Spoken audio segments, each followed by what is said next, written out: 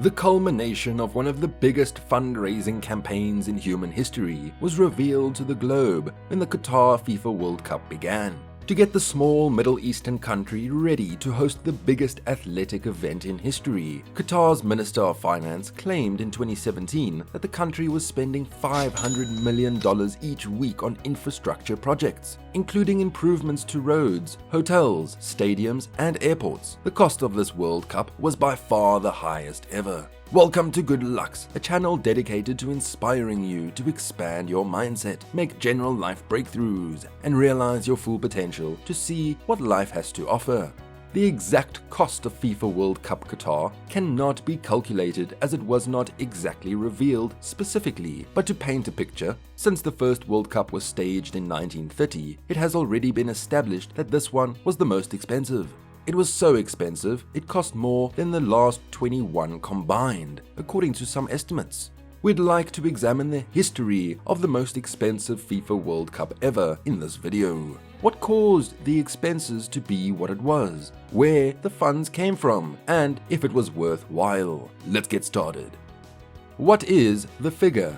An estimated $220 billion was spent by Qatar on the World Cup preparations over the previous 10 years. Although the figure was never officially confirmed, Qatar's Minister of Finance claimed in 2017 that the nation was investing $500 million every week on capital projects. Front Office Sports, a US-based sports finance firm, put the price tag at $220 billion.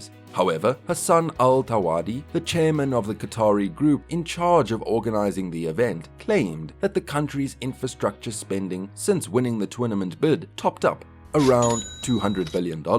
The doubt stemmed from the fact that the vast bulk of the football infrastructure, including a new metro system, an international airport, new roads, approximately 100 new hotels, and recreational amenities. A large portion of such expenditure is part of Qatar National Vision 2030, a larger public investment project in the Gulf nation. According to him, Qatar is primarily interested in non-commercial gains. The main driving force behind holding the event was international relations, and soft power was also used as a defense and security strategy. Qatar had no problem spending money. The nation was willing to take on associated losses and could undoubtedly afford to host a World Cup. The 2022 World Cup was a financial outlier in many aspects. What is its legacy?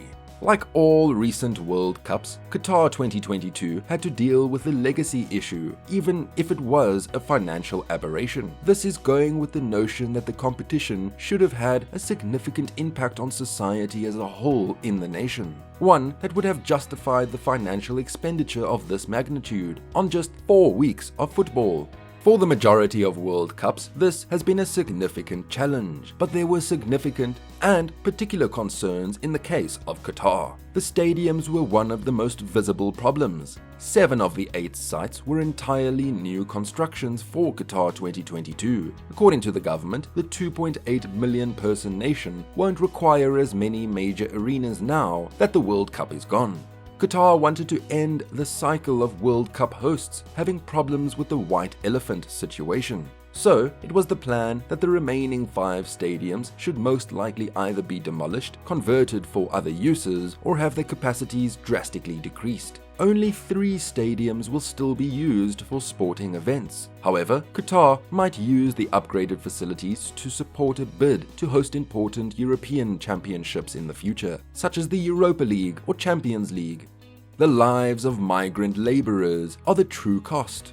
The destiny of the migrant workers who labored in the nation for the past 10 years was more important than the expense of the World Cup, but it didn't seem the case in truth. Qatar received harsh criticism from human rights organizations for its handling of the immigrant employees since it was given the tournament bid in 2010. Amnesty International charged Qatar with utilizing forced labor at the country's iconic Khalifa International Stadium in 2016. Then there were claims that since 2010, thousands of migrant laborers perished in Qatar. 6,500 migrant workers from India, Pakistan, Nepal, Bangladesh, and Sri Lanka were said to have perished there between 2010 and 2020. According to human rights experts, a significant portion of those killed was in the nation, particularly for the World Cup. Although Qatar afterward tried to implement a few minor labor changes, Amnesty International claimed that serious issues still exist. Ultimately, it concluded in a report released that serious human rights violations still occurred till even after the World Cup.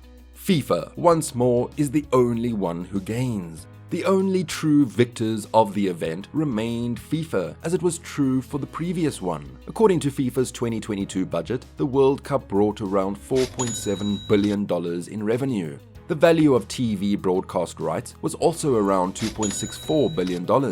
Marketing rights was $1.35 billion, and the value of ticket sales and hospitality rights amounted to around $500 million. Both the cost issue and migrant worker deaths had no impact on FIFA, the world's regulatory body of football. Like the 2018 version, the tournament was a huge financial windfall for them.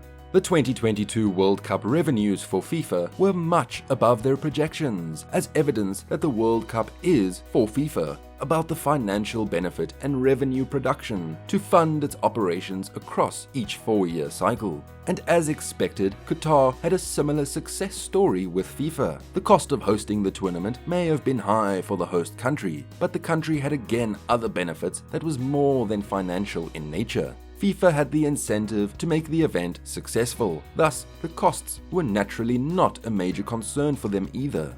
This World Cup was expected to rank among the most contentious ones ever, and it didn't fail to meet that. Whether the World Cup was on or not, Qatar was probably always going to develop its national vision. However, the most watched sporting event in the world had undoubtedly accelerated its vision, and some things and people had suffered to bring this dream forward.